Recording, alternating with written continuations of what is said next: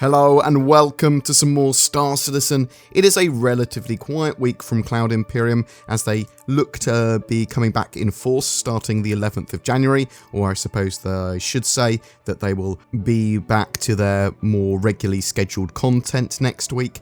Things we might see next week are the monthly reports for Star Citizen and Squadron 42, actually pretty meaty ones. I'm a little unsure when Inside Star Citizen is supposed to start, but I think that's very likely next Thursday as well.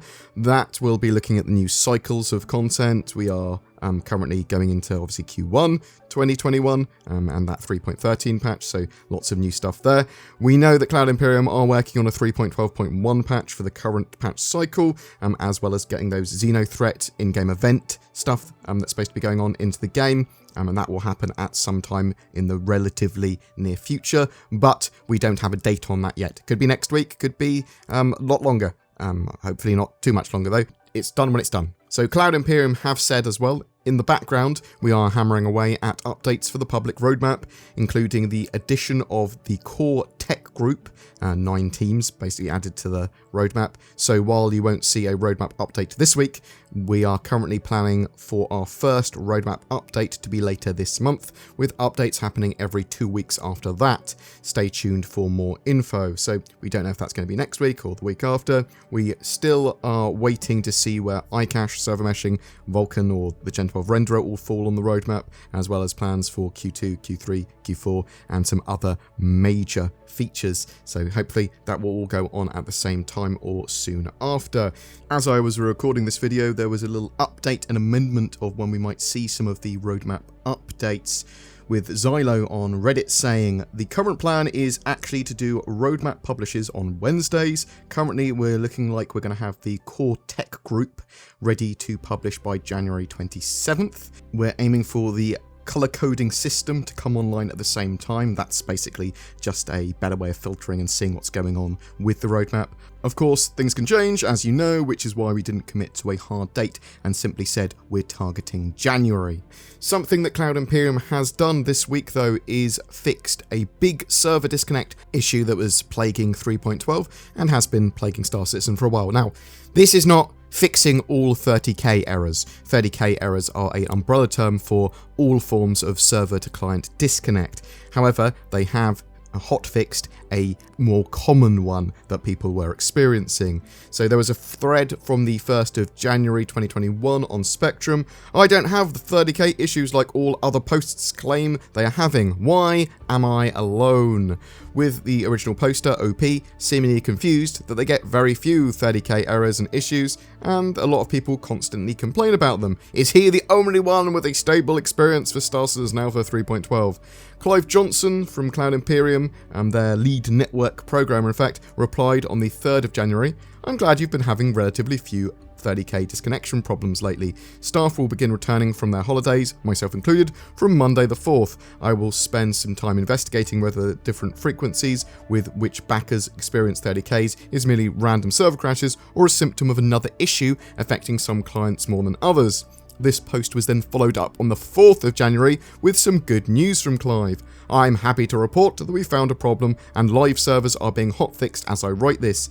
In this particular case, the 30ks were being caused not by server crashes, but by an incorrectly set timeout trigger during periods of high bandwidth usage, such as initial connection or while streaming areas from the server. When combined with sufficient packet loss or a bandwidth throttled connection, this could result in the timeout being triggered and result in a 30k disconnection. My thanks to everyone here for helping to raise the alarm. Essentially, the bug would occur at random and unfortunately was not frequent enough to be spotted while the build was still on the PTU." So this is awesome for the game. It's great to know that at least some more 30k errors have been fixed. Now, I've been having a relatively bug-free, at least stable Star Citizen experience with 3.12 for sure. And this puts 3.12 in a much better place now for a lot more players, though there's certainly still issues with database access, calling up ships, buying and selling commodities, bounty hunting, a few other bits that are sort of like bugged and quite hard to get around sometimes. Hopefully that 3.12.1 patch will go a long way with dealing with those bugs as well. In some other news, buyback tokens have been allocated to accounts. These allow you to buy back a ship that you've previously melted for store credit with store credit once a quarter. The ability to do that will refresh on April 5th, July 5th, and October 4th this year. Hopefully, we should have a lot of development updates next week, but I'm curious to know what you think. Have you been playing Star Citizen since that 30k hotfix for 3.12? If so, how stable is your game?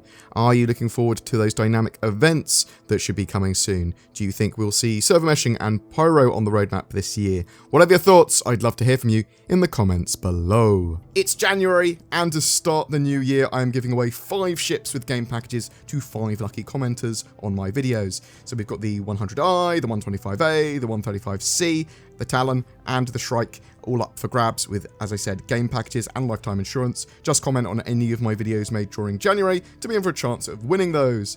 Hey yo, do you not like having all your data stolen? How about your browser history? Do you want some random dude on the internet to know all of that? 1 second, I'm just watching some dank memes, as if I'm from America. But I'm from the UK. What am I using to do that? Well, it's NordVPN. It might save your life, though I can't think of any scenario right now that it would.